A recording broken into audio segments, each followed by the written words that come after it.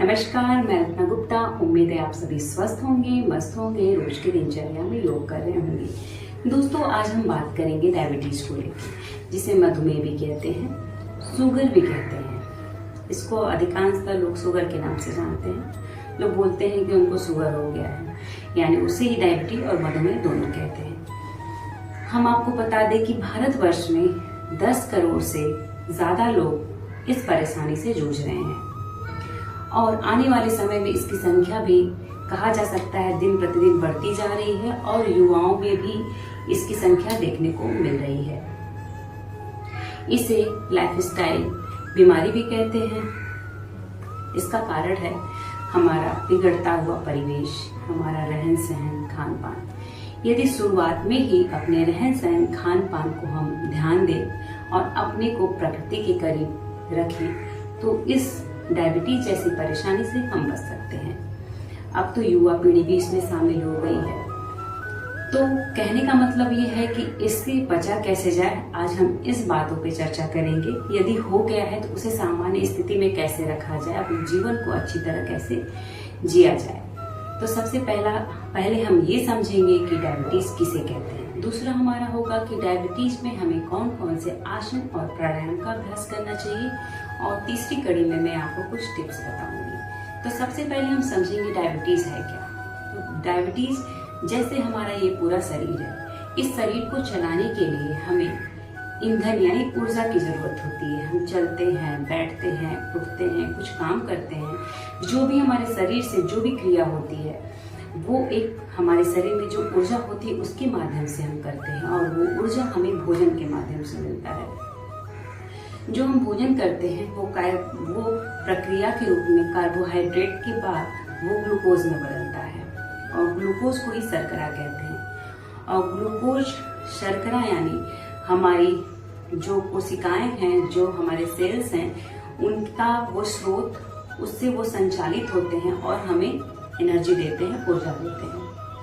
और जो ये ग्लूकोज में जो ग्लूकोज हमारी कोशिकाओं को मिलती है, ये मिलती है हमारे शरीर में एक हार्मोन से जिसे हम कहते हैं इंसुलिन। और इंसुलिन स्रावित होता है पैंक्रियास से, जो हमारे उदर भाग के लेफ्ट साइड में होता है। इतनी प्रक्रिया आप लोग को उम्मीद है समझ में आई होगी। जो हम भोजन करते हैं वो विभिन्न प्रक्रियाओं के बाद वो भोजन ग्लूकोज में बदल जाता है, और ग्लूकोज से ही हमें एनर्जी मिलती है। तो जब हमारे शरीर में पैनक्रियाज नामक जो हमारा अंग है, वो पैनक्रियाज जब इंसुलिन का प्रॉपर स्रावित करेगा, प्रॉपर रूप से जितनी हमें जरूरत होगी शरीर को उतना जब स्राव होगा, तो वो इंसुलिन के माध्यम से ग्लूकोज हमारी कोशिकाओं तक पहुंचेगा। यानी इंसुलिन एक पासपोर्ट का काम करता है। अगर हमारे शरीर में इंसुलिन की मात्रा कम हो जाती है, पर्याप्त मात्रा नहीं रहती है, या इंसुलिन हमारे शरीर में स्राव नहीं होता है, तो उस स्थिति में हम कहते हैं कि डायबिटीज हो गया है। उस समय क्या होता है, हमारे रक्त में जो शुगर की मात्रा है बढ़ जाती है, क्योंकि हमारी कोशिकाओं तक नहीं पहुंच पाती है। तो सबसे बड़ा फैक्ट है कि हमारे पैनक्रियाज का स्वस्थ रहना, हमें अपने पैनक्रियाज को सही रखना होगा ताकि हमें ये इंसुलिन की कमी ना हो और हमें डायबिटीज ना हो। तो डायबिटीज भी 2 प्रकार का होता है। टाइप 1 में लोग पूरी तरह से हमारे शरीर में इंसुलिन नहीं बन पाता है, किसी कारणवश दोषपूर्ण पैनक्रियाज डिस्टर्ब हो जाता है जिससे इंसुलिन नहीं बन पाता है। वो पूरी तरह से इंसुलिन पे डिपेंड होते हैं, उसे कहते हैं जुवेनाइल ऑनसेट डायबिटीज। और जो सेकेंड होता है वो कहते हैं मैच्योरिटी ऑनसेट डायबिटीज। उसमें क्या होता है कि हम बहुत ज्यादा जब वसा युक्त भोजन करते हैं, तला भुना खाते हैं, अपने शरीर का ध्यान नहीं देते हैं, फैट बहुत ज्यादा बढ़ जाता है, तो उस समय भी हमारी पैनक्रियाज डिस्टर्ब हो जाती है और हमारे शरीर में पूरी तरह से इंसुलिन का स्राव नहीं हो पाता, जिससे उस स्थिति में भी डायबिटीज हो जाता है। उस स्थिति में भी कहते हैं डायबिटीज उन्हें हो गया है। तो जो सेकेंड डायबिटीज है वो प्रायः लोगों में देखने को मिलता है और हम प्रायः देखते भी हैं। तो उस स्थिति में आप पूरी तरह से अपने आप को ठीक कर सकते हैं कुछ योगा अभ्यास के माध्यम से। अपने आप को प्रकृति से जोड़िए, अपने खान पान पे पूरी तरह से ध्यान रखिए, कंट्रोल रखिए। ये हो गई डायबिटीज कैसे होता है, हम इसे समझे हैं। कारण क्या है, कारण कुछ मैं बताती हूँ और बहुत सी ऐसी चीजें होती है, हमारे सबके शरीर की बनावट अलग होती है और कभी कभी हमें पता भी नहीं होता है और हमारे शरीर में कुछ कमी आ जाती है, तो उसके लिए तो हम कुछ नहीं कह सकते क्योंकि बहुत सी चीजें ईश्वर के हाथ में होती है। लेकिन जो इसके कारण हैं, अभी सबसे पहला जो कारण है वो है तनाव। एक तनाव होता है, आता है और जाता है, और एक तनाव होता है बहुत हम प्रेशर में रहते हैं, बहुत ज्यादा हम प्रभावित रहते हैं तनाव में लंबे समय तक, उस स्थिति में भी डायबिटीज होता है। वंशानुगत भी इसका कारण होता है। अगर हमारे पीढ़ी दर पीढ़ी में पूर्वजों में डायबिटीज है तो उसके कारण भी लोग प्रभावित हो जाते हैं। उसके अलावा वसायुक्त भोजन हम बिना सोचे समझे केवल खाते जा रहे हैं, उस स्थिति में क्या होता है, बार बार जब हम भोजन करते हैं, खाते रहते हैं, ध्यान नहीं देते हैं, थोड़ा सा खाए, जब हम खाते हैं हमारे शरीर को इंसुलिन का स्राव करना पड़ता है, और जब इंसुलिन का स्राव होता है तब पैनक्रियाज को अपनी क्रिया करनी पड़ती है। लेकिन जब हम अपने अंदर सुधार नहीं करते हैं तो ये क्रिया बढ़ती जाती है और हमारा पैनक्रियाज थक सा जाता है, और जिससे इंसुलिन का पूरी तरह से स्राव नहीं हो पाता। और इसके अलावा मोटापा है, ज्यादा देर तक जगना है, आपकी नींद नहीं पूरी होगी तो आपका शरीर थका थका सा लगेगा, और आपके शरीर का जो टूट फूट है, मरम्मत है, जब हम रात को सोते हैं तो हमारा शरीर पूरी तरह से रेस्ट करता है, हमारे शरीर के जितने भी ऑर्गन हैं वो पूरी तरह से फिर से एक्टिव होते हैं, तैयार होते हैं। तो इसलिए जीवन में अपने पूरी नींद भी लेना जरूरी है। तो इसका अनिद्रा के भी कारण ये होता है, तनाव हमने बता दिया, मोटापा बता दिया, बिना जाने सोचे कुछ भी खा लेना। आजकल का समय ऐसा है कि हमेशा लोग कहीं भी बाहर जाते हैं, बाहर की चीजें ज्यादा खा लेते हैं बिना समझे, तो इन सब चीजों से बचे। तनाव इसका मुख्य कारण है। युवाओं में तनाव का जो स्तर है वो बढ़ता जा रहा है, छोटी छोटी चीजों को लेकर लोग तनाव में आ जाते हैं, जो कि बहुत ही गलत है। हम सोचते हैं लेकिन हमारे शरीर के अंदर वो क्रिया होती है, अंदर हमारा जो ऑर्गन है वो परेशान होता है, वैसे ही हमारे शरीर में हार्मोन्स का स्राव भी होता है। यदि हम जितने परेशान रहेंगे हमारा तनाव का लेवल बढ़ेगा। जैसे हम तनाव में रहेंगे तो हमारा पैनक्रियाज भी डिस्टर्ब होता है। जिस तरह से अगर हम खाना खा रहे हैं और अगर हमें गुस्सा उस समय आ जाता है, हम चिल्लाते हैं, तो उस समय क्या होता है, हमारा पाचक रस रुक जाता है, नहीं तैयार होता है। ठीक उसी प्रकार से हमारा पैनक्रियाज भी है। इसलिए तनाव से बचें। इसके आगे हम बात करेंगे कि हमें कौन से आसन और प्राणायाम का अभ्यास करना चाहिए। तो आइए हम जानते हैं कि कौन से हमें आसन और प्राणायाम का अभ्यास करना चाहिए। आइए हम अभ्यास करते हैं गोमुखासन का। गोमुखासन में हम सबसे पहले अपने दोनों पैरों को सामने की तरफ फैला लेंगे। सामने की तरफ फैलाने के बाद हम एक पैर को इस प्रकार से फोल्ड करेंगे और दूसरा पैर भी हम इस प्रकार से फोल्ड करेंगे। इस प्रकार से हम फोल्ड करेंगे, यानी हमारा जो दोनों नी है एक दूसरे के ऊपर इस प्रकार से बना रहेगा। और इसके बाद जो हमारा थाई ऊपर की तरफ है, जैसे हमारा लेफ्ट ऊपर है तो हमारा लेफ्ट हैंड ऊपर की तरफ होगा, और राइट हमारा पैर नीचे है तो राइट नीचे की तरफ हैंड होगा। इस प्रकार से हम सीधे आप सामने की तरफ देखेंगे। हम आपको इस स्टेप को पीछे की तरफ से दिखाते हैं। पीछे से हमारा इस प्रकार से होगा, ध्यान बिल्कुल सामने की तरफ होगा। इस प्रकार से इसी क्रिया को हम दोनों साइड से करेंगे। अभी हमारा लेफ्ट ऊपर था, अब हमारा थाई राइट ऊपर होगा। इस प्रकार से हम राइट को मोड़ेंगे और हमारा अब राइट हैंड ऊपर की तरफ होगा। इस प्रकार से ध्यान हमारा बिल्कुल सामने की तरफ।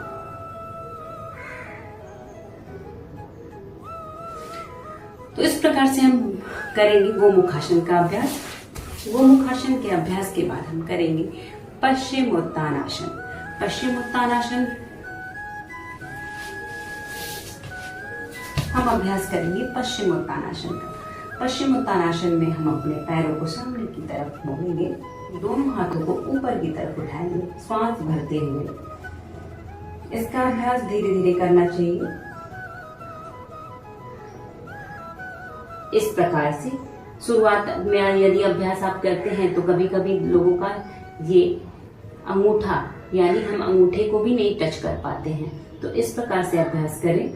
इसका अभ्यास धीरे धीरे इस प्रकार से करना चाहिए। श्वास भरते हुए हाथ ऊपर की तरफ ले जाएंगे और श्वास छोड़ते हुए पूरा स्पाइन से हम आगे की तरफ खींचेंगे इस प्रकार से। अगर आपका जो एल्बो है जमीन से टच नहीं होता है तो आप बिल्कुल पहली बार इसका अभ्यास नहीं करेंगे। आप धीरे धीरे केवल ऊपर की तरफ ही बने रहेंगे जितनी आपके शरीर की क्षमता हो, ठीक है। इसका अभ्यास जब होने लगे तो फिर आप पूरी तरह से पश्चिमोत्तानासन में इस प्रकार से हो जाइए। श्वास भरते हुए ऊपर की तरफ, श्वास छोड़ते हुए नीचे की तरफ।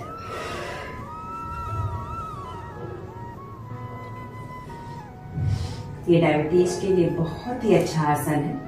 इस आसन का अभ्यास हमें प्रतिदिन करना चाहिए। अपने जीवन में एक न एक आसन को पर डे करना चाहिए। आसन को एक साथ लेना चाहिए। यदि आप कुछ नहीं करते हैं, जिस आसन को साधे हैं उसी आसन को आप पर डे कीजिए, आपको मानसिक संतुष्टि भी मिलेगी। और दूसरी बात, आपका जो आसन सधा हुआ है, हर आसन के एक फायदे नहीं होते हैं, बहुत सारे फायदे होते हैं। यदि कोई आपने एक आसन साधा है, उसका अभ्यास है यदि आप करते हैं तो आपके पूरे बॉडी को उसका इफेक्ट पड़ेगा। दूसरा हम करेंगे अर्ध मत्स्येंद्रासन। इसमें क्या करेंगे, इसमें भी हम अपने पैरों को फॉरवर्ड करेंगे। फॉरवर्ड करने के बाद अपने पहले राइट या लेफ्ट, आप जिस तरफ को मोड़ना चाहते हैं, मैंने लेफ्ट को उठाया। लेफ्ट को हम राइट की नी के जस्ट बगल में इस प्रकार से सेट करेंगे और हमारा लेफ्ट लेग अगर ऊपर की तरफ है तो हमारा राइट हैंड लेफ्ट लेग की जो ये नी है इसको क्रॉस करेगा। उसके पहले हम बता दें कि राइट लेग हमारा आगे की तरफ है तो हमारा जो लेफ्ट हैंड है वो पीछे की तरफ जाएगा और जो राइट हैंड हमारा है वो नी से इस प्रकार से हम अपने टच करेंगे, अपने पान को, अपने पैर के तलवे को इस प्रकार से हम पकड़ लेंगे और हमारी जो गर्दन होगी वो पीछे की तरफ होगी इस प्रकार से। इसका शुरू में आप अभ्यास ना कर पाए तो सिर्फ आप इस तरह से करने का अभ्यास करें। ये जितना आप अपनी बॉडी को पीछे की तरफ घुमा सकते हैं घुमाइए, फिर पुनः वापस। इसी क्रम को हम दूसरे साइड भी करेंगे। राइट हमारा थाई ऊपर की तरफ है तो हमारा लेफ्ट हैंड, राइट हैंड पीछे की तरफ जाएगा और लेफ्ट हैंड क्रॉस करेगा इस प्रकार से।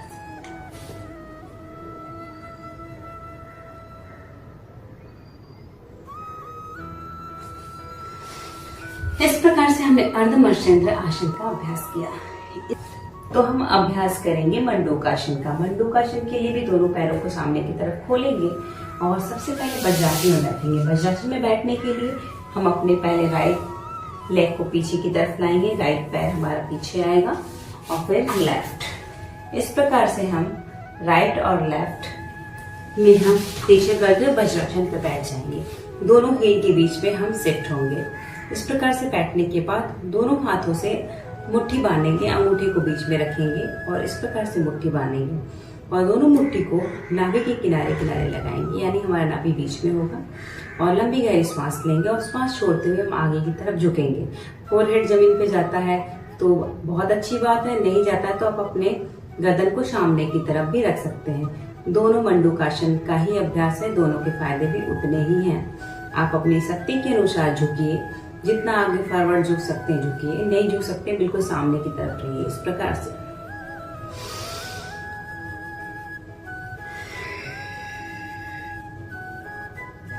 इस प्रकार से भी हम आगे की तरफ झुक सकते हैं, नहीं तो हम फोरहेड को जमीन पे भी कर सकते हैं। इस प्रकार से हम श्वास को छोड़ते हुए नीचे की तरफ आएंगे और नॉर्मल ब्रीथ करते रहेंगे। इससे क्या होता है, पैनक्रियाज पे अच्छा प्रभाव पड़ता है। ये बहुत ही बेस्ट एक्सरसाइज है, अच्छा मंडूकासन है। इसका अभ्यास आपको 3 से 5 बार प्रतिदिन करना चाहिए। इसके बाद हम अभ्यास करेंगे मत्स्यासन का। मत्स्यासन का हम आपको 2 वेरिएशन बताएंगे। एक सरल तरीका और एक थोड़ा सा जो हम पद्मासन लगा के करते हैं उस प्रकार से है। तो आप दोनों का इफेक्ट उतना ही है, जो आप कर सके आप कर लीजिए आराम से। इस प्रकार से पैर को हम सामने की तरफ भी फैलाएंगे और दोनों हाथों को इस प्रकार से हम एल्बो के साथ ले आएंगे और गर्दन को नीचे की तरफ झुका देंगे, बिल्कुल इस प्रकार। नॉर्मल ब्रीदिंग करते रहेंगे। ये हमारा हुआ मत्स्यासन। एडवांस वेरिएशन भी हम आपको बताते हैं, उसमें हम लगाएंगे पद्मासन। इस प्रकार से हम पद्मासन लगाने के बाद हम आराम से एल्बो के साथ जमीन पे लेंगे। इस प्रकार से भी आप मत्स्यासन का अभ्यास कर सकते हैं। ये भी हमारा मत्स्यासन है।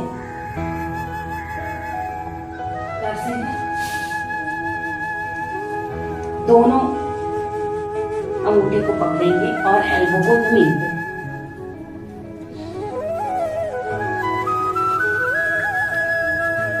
ये भी हमारा मत्स्यासन है। इस प्रकार से हम करने के बाद अपने पैर को आराम से खोल लेंगे। तत्पश्चात हम अभ्यास करेंगे हलासन का। हलासन में सबसे पहले हम अभ्यास करेंगे अर्ध हलासन का।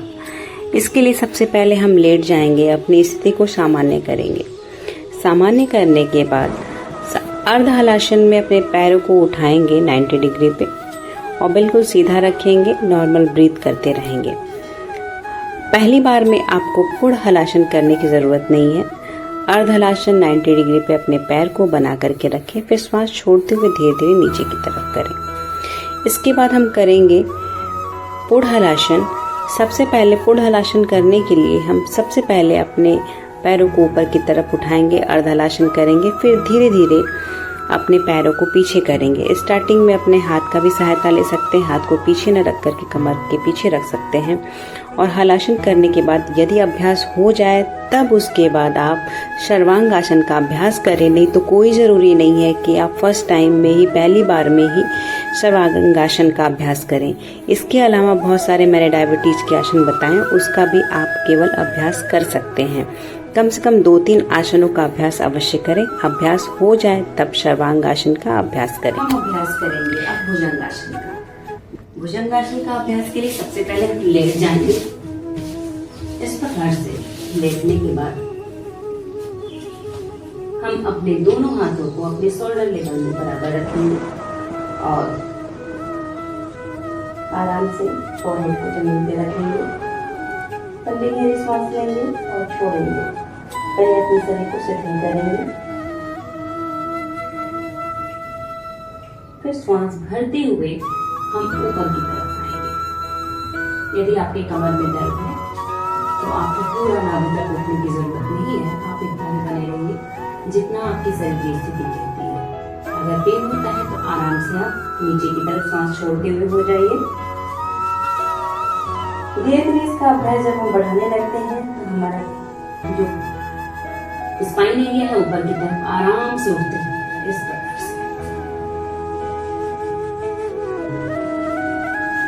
इस प्रकार से हम अभ्यास करेंगे। भुजंगासन का हमारा जो दोनों पांव है अपने शोल्डर लेवल में होगा, शोल्डर के जस्ट बगल में। इस प्रकार से हम उठेंगे और हमारा पैर पीछे की तरफ मुड़ा होगा। हमारा पैर पीछे की तरफ आपस में मिला होगा और हमारे ध्यान जो है बिल्कुल सामने की तरफ होगा। इस प्रकार से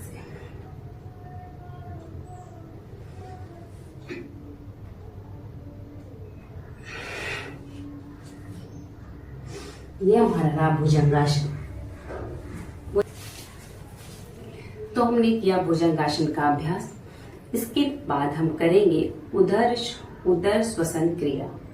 उदर श्वसन क्रिया हम आपको बता दें कैसे करते हैं। आराम से आप 1 या 2, मैंने 2 पिलो लिया है क्योंकि हमारा छोटा पिलो है। आप इस प्रकार से पिलो लगा लें और पिलो लगाने के बाद आप आराम से इस प्रकार से बैठ जाएं और पिलो जो है आपके हिप के नीचे जस्ट आएगा और इस प्रकार से आप लेट जाएं। इस प्रकार से लेटने के बाद आपको बहुत ही अच्छा फील होगा और फिर आराम से लेटने के बाद आप दीर्घ उदर श्वसन क्रिया करेंगे। इसमें क्या है, आपको श्वास अपने पेट में भरना है और अपने पेट को फुलाना है, छोड़ना है। गुब्बारे की तरह पेट को फुलाइए और छोड़िए।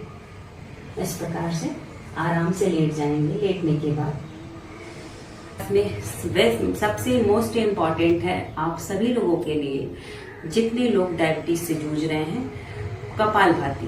कपालभाति मोस्ट इम्पॉर्टेंट है। कपालभाति का जो एक बड़ा वीडियो है, मैंने उसमें बहुत अच्छी तरह से विस्तार पूर्वक बताया है। आपको हमारे डिस्क्रिप्शन बॉक्स में उसका लिंक मिल जाएगा। और कपालभाति का जब भी अभ्यास करें तो सबसे पहले, यदि आप बिगनर हैं तो अपने हाथों को अपने उदर भाग पे रखें। और इसमें क्या होता है, अपने श्वास को बाहर की तरफ निकालते हैं। इसका मतलब ये नहीं कि केवल निकालते हैं, हमारे अंदर श्वास नहीं जाती है, जाती है, बहुत ही सूक्ष्म रूप से अंदर की तरफ जाती है, जिसे हम महसूस कर सकते हैं। लेकिन हमारा जो इंटेंशन होता है वो श्वास को बाहर की तरफ निकालना होता है। इस प्रकार से बिगनर है तो इसका अभ्यास बहुत ही धीरे धीरे करें। 20 का स्टॉक आप करें, 20 बार करें। दूसरे दिन भी आप कम से कम 1 वीक में 20 बार करें। फिर धीरे धीरे इसका भी आप 30, फिर 40 टाइम, 50 टाइम आप बढ़ाते जाएं। स्टार्टिंग में इसका अभ्यास आराम से आप 20 बार ही करें। इस प्रकार से देखें। अपने दूसरे हाथ को ज्ञान या चीन मुद्रा में लगा लें और आराम से बैठ जाएं। स्पाइन बिल्कुल सीधी रखें।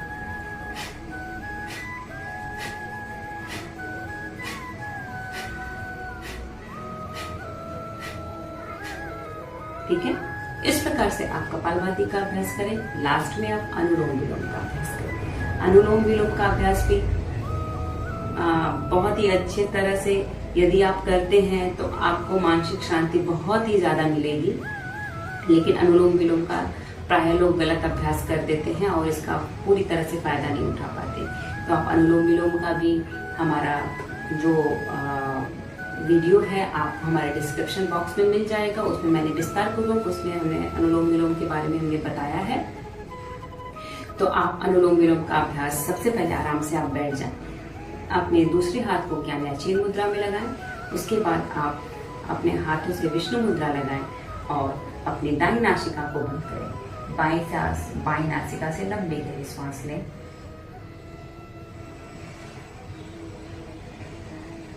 पूरा बाईं नासिका को बंद करके राइट यानी दाईं नासिका से बाहर,